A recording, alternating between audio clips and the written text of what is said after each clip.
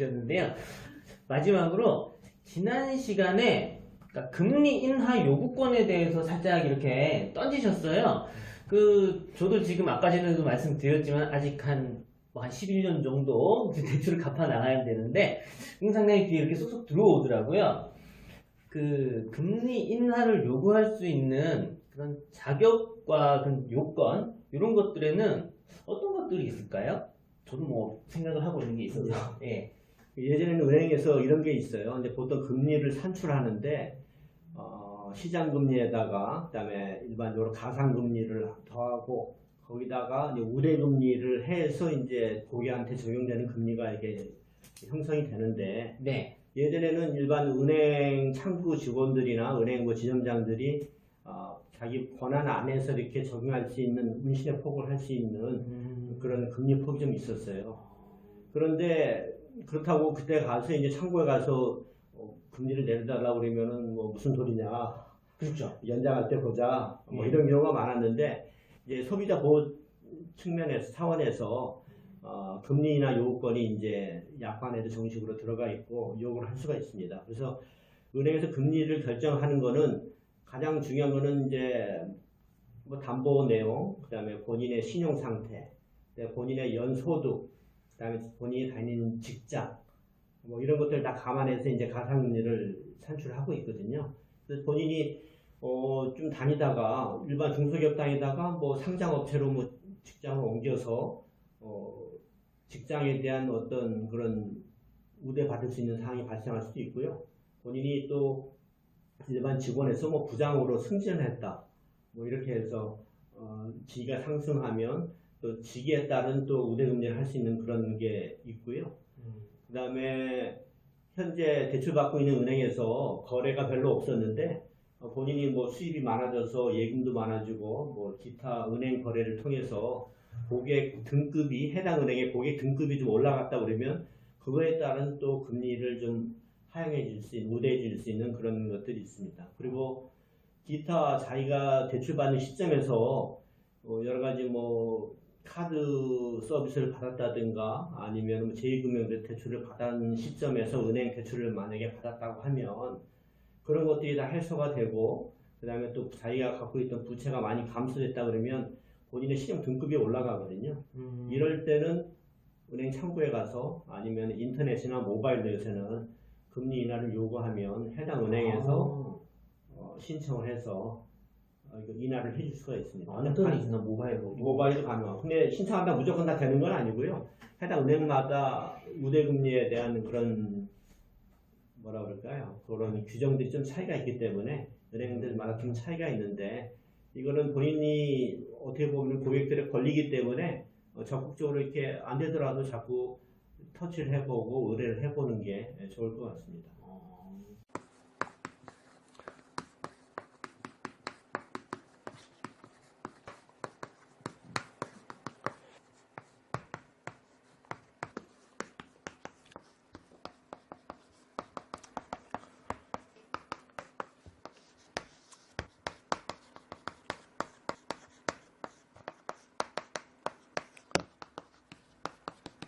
그러면은 반대로 제가 대출을 받았을 때는 이 정도의 신용 등급에 그 다음에 수입도 이 정도 됐었고 이렇게 돼서 은행에서 너 이 정도의 능력이 되는구나 그럼 이 정도 금리로 해서 빌려줄게 라고 했는데 만약에 제가 회사에서 잘리고 그 다음에 뭐 계속해서 빚도 안 갚고 해서 신용 등급이 바바바바바 이렇게 떨어지는 그러면은 안 되겠지만 그런 상황이 발생이 됐다라고 하면 반대로 은행이 고객에게 금리 인상 요구권 그래가지고 이렇게 할 수 있는 그런 것들은 반대로 있을 수 있지 않을까 또 생각이 드는데 은행 입장에서는 그런 게 있으면 좋은데 네. 은행에서는 이렇습니다. 은행에서는 기존에 어차피 은행하고 고객하고 하나의 계약이 대출 계약이기 때문에 네.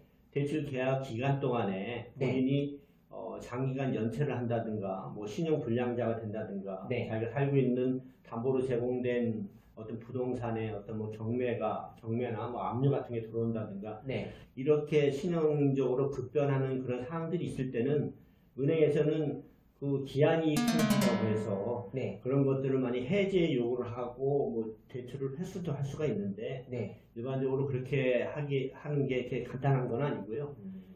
본인이 약정 대출 기간 동안 특별히 뭐 연체 같은 경우는 안 하고 네. 신용 불량자가 아니고 하게 되면 네. 바로 뭐 금리를 인상하거나 하진 않고 네. 대출이 만기가 됐거나 연장 시점에서는 다시 신용 평가를 해서 그때 연장 시점에서 금리를 다시 재산정해서 적용하게 됩니다. 기한이익 상실 뭐 이렇게 경고장 같은 거 날아오더라도 내가 내는 그 이자율이 변동된다든지 그런 게 아니고 아예 너는 이제 끝! 이런 의미인 거네요. 그래서 기한이익 상실 통보를 만약에 받았다 그러면 연체를 뭐 장기간 했다든가 네. 더 이상 정상적인 거래가 힘드니까 네. 그 대출 만기가 남아있지만 네. 계약을 중도에 해지하고 대출을 갚아줬으면 좋겠습니다. 은행에서 정중한 표현으로 이렇게 하는 의미라고 보시면 됩니다. 큰일 날 뻔했네요. 근데 그렇다고 마저 그렇게 되는 건 아니고요. 네. 그 밀린 뭐 연체이자라는 거 잘 내고 네. 그다음에 일부 뭐 상환을 좀 하면서 은행하고 다시 협의를 해서 예. 다시 그 기한이 상실된 걸 다시 회복도 할 수는 있습니다. 그렇게 회복되더라고요.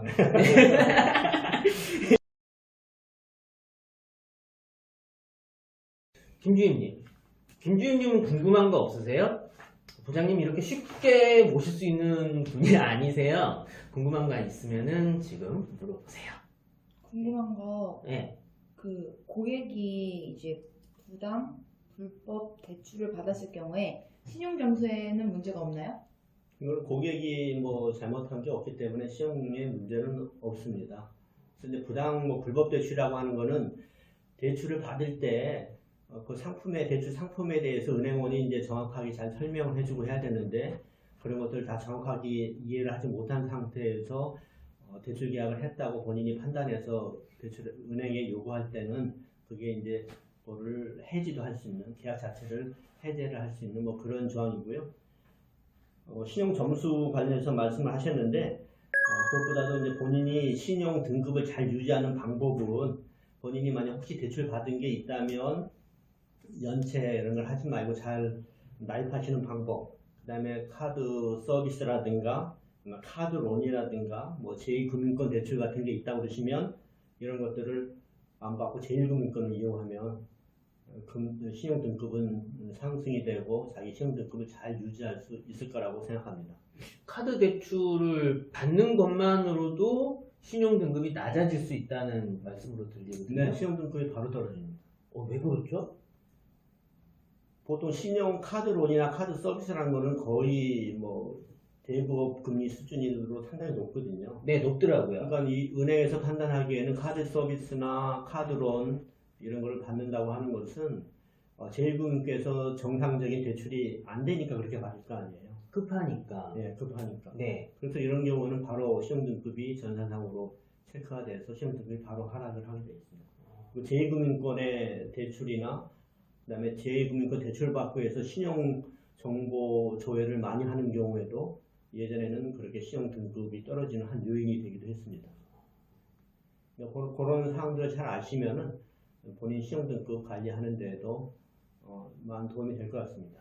요즘 광고 많이 나오는 대출은 계획적으로. 네, 중요한 얘기네요.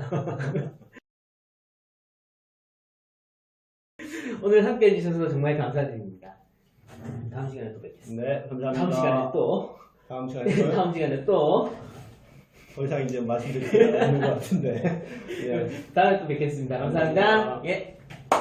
오늘은 법인영업부 이용성 부장님을 모시고 고정금리와 변동금리, 그리고 금리 인하 요구권, 그리고 대출과 신용 점수에 대해서 이야기 나눠봤습니다. 다음 시간은 원래 이번 시간에 하려고 했던 투자하면 뭐가 생각나세요? 요즘 뉴스에 많이 나오는 코인 아니면 부동산? 뭐 가상화폐 이런 거. 네, 그런 것도 있는데 제 경우에는 주식 투자를 먼저 했었어요. 그러니까 코인이 없던 시기에 저렴한 금액으로 시작하기 가장 좋은 투자였거든요. 수익도 좀 보기는 했었고. 그래서 다음 시간에는 이 주식 투자에 대해서 이야기해 보도록 하겠습니다. 물론 이것도 그냥 기본만 들어갈 거예요. 우리는 초보니까요. 지금까지 보험하는 옆집 삼촌이었고요. 도와주신 우리 김주임이었습니다. 감사합니다. 다음 시간에 만나요. 안녕. 등기가 왔는데 오늘 뭐 도착 예정이라는 거예요? 아침 8시 반에. 연세했지. 네? 그쵸?